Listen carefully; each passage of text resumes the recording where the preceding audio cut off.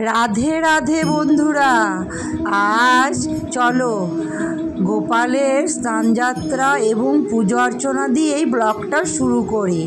তোমরা সবাই কেমন আছো? আমি তো খুব ভালো আছি।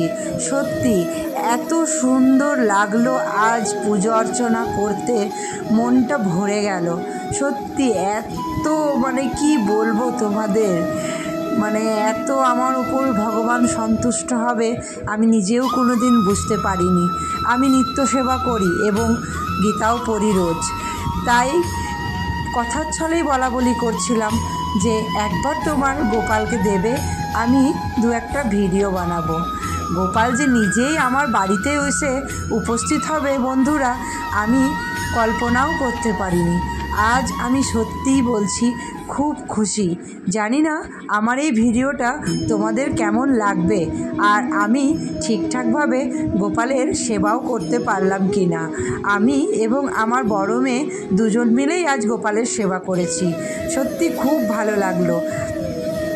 তোমরাও যারা গোপালের সেবা করো নিশ্চয়ই আমাদের থেকে বেশিই জানো। তোমরা প্লিজ আমাকে বলবে যে আমি ঠিকঠাকভাবে করতে পেরেছি কি না। গোপাল স্নান সেরে রেডি হয়ে এই আসনে বসে পড়ল। এই আসনটা দেখছো আমার বড় মেয়েটা কাল রাতে বানিয়েছে। সত্যি ঠাকুরের প্রতি ভালোবাসা না থাকলে এইসব কাজ সম্পূর্ণ হয় না। কী সুন্দর হয়েছে দেখো, আমার মেয়ে বলে বলছি না বন্ধুরা, সত্যি আমারও খুব ভালো লেগেছিল।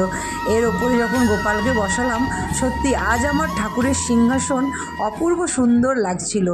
আর সাথে সাথে আমি আমার যে দেবতা আছে, আমার যে গুরুদেব আছে, তাদেরকেও পরিষ্কার কাপড় পেতে আজকে বসিয়েছিলাম। খুব ভালো লাগলো। তারপরে চলে গেলাম ঠাকুরকে আমার যথাসামান্য দিয়ে ভোগ দেবার জন্য। তো ভোগ দিয়ে দিলাম আমি এখন।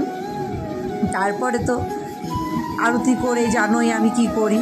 ওই যে দেখছো গীতা রাখা আছে। আজ স্বয়ং কৃষ্ণের সামনে গীতা পড়ে নিজেকে আমি ধন্য মনে করলাম। বলার আজ ভাষা নেই, আমি কি ভীষণ আজ খুশি। সত্যি বলছি বন্ধুরা, আমার এতদিনের পুজো অর্চনা আজ সার্থক হলো। ওই দেখো কেমন হয়েছে, কেমন লাগছে, তোমরা অবশ্যই আমাকে কমেন্টের মাধ্যমে জানাবে।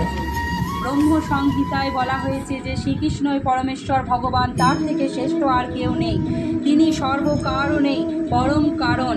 এখানেও ভগবানের নিজেই বলেছেন যে তিনি সমস্ত